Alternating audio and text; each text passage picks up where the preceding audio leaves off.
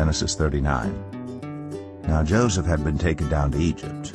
Potiphar, an Egyptian who was one of Pharaoh's officials, the captain of the guard, bought him from the Ishmaelites who had taken him there.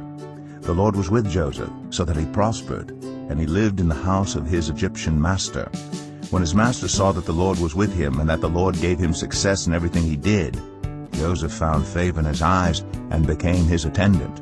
Potiphar put him in charge of his household, and he entrusted to his care everything he owned. From the time he put him in charge of his household and of all that he owned, the Lord blessed the household of the Egyptian because of Joseph. The blessing of the Lord was on everything Potiphar had, both in the house and in the field.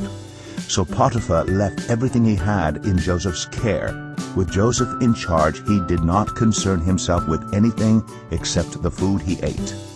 Now Joseph was well built and handsome. And after a while his master's wife took notice of Joseph and said, "Come to bed with me." But he refused. With me in charge, he told her, "My master does not concern himself with anything in the house. Everything he owns he has entrusted to my care. No one is greater in this house than I am. My master has withheld nothing from me except you, because you are his wife. How then could I do such a wicked thing and sin against God?" And though she spoke to Joseph day after day, he refused to go to bed with her or even be with her. One day he went into the house to attend to his duties, and none of the household servants was inside. She caught him by his cloak and said, "Come to bed with me." But he left his cloak in her hand and ran out of the house.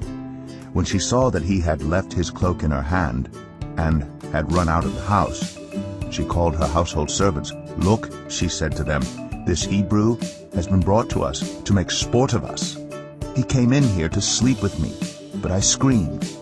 When he heard me scream for help, he left his cloak beside me and ran out of the house." She kept his cloak beside her until his master came home.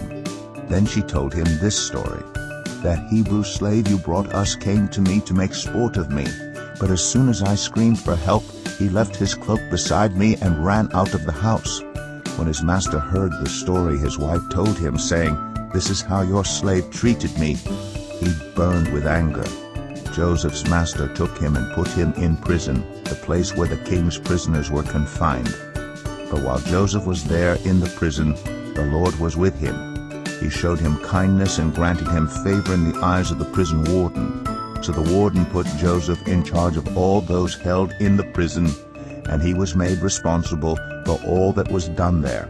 The warden paid no attention to anything under Joseph's care, because the Lord was with Joseph and gave him success in whatever he did.